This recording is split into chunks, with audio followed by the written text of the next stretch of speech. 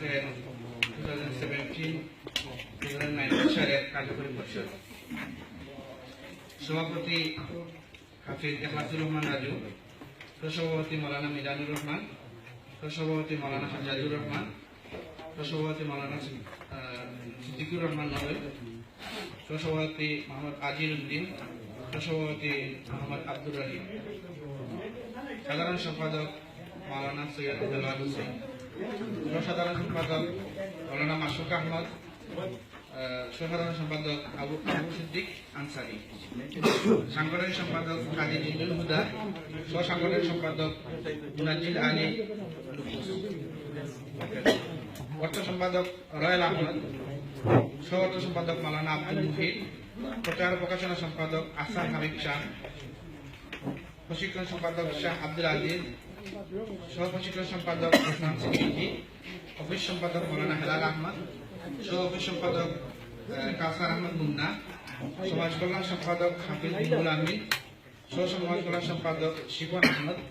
তথ্য গবেষণা সম্পাদক মৌলানা আমিনুল ইসলাম, সহ তথ্য গবেষণা সম্পাদক মুস্তফা আহমদ, সদস্য বিষয়ক সম্পাদক মৌলানা হুসাইন আহমদ খান, সহ সদস্য বিষয়ক সম্পাদক হাফিজ জামাল আহমদ, নির্বাহী সদস্য শামীম আহমদ, আলী জামাল আহমদ, কামাল আহমদ, মামুন আহমদ, বকুল আহমদ, হাফিজ শায়েক আহমদ। এটা আপনাদের করতেছি, আপনারা এই কমিটির মাধ্যমে ফ্রান্সে দিনের খেদমত চালিয়ে যাবেন। আপনাদের এই কমিটি আমি লন্ডনে পৌঁছে ইনশাল্লাহ সাহেবের কাছে আপনাদের কমিটি লিস্ট পৌঁছাবো। আমরা সবাই জানি রহমতুল্লাহ আলাইহি দিনী খেদমতের এই অংশ, যেটা রাজনৈতিক এবং সামাজিক এই যে খেদমত যেটা আছে, এটা আমরা রসুল সাহেবের নেতৃত্বে করে থাকি। রসুল সাহেব আমাদেরকে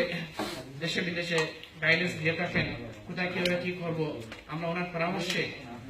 কাজ করি, লন্ডনেও কাজ করি এবং ইউরোপের বিভিন্ন জায়গায় সংগঠনের কাজ হয়, সাহেবের পরামর্শ হয় এবং বহির্বিশ্বে যেখানে সংগঠনের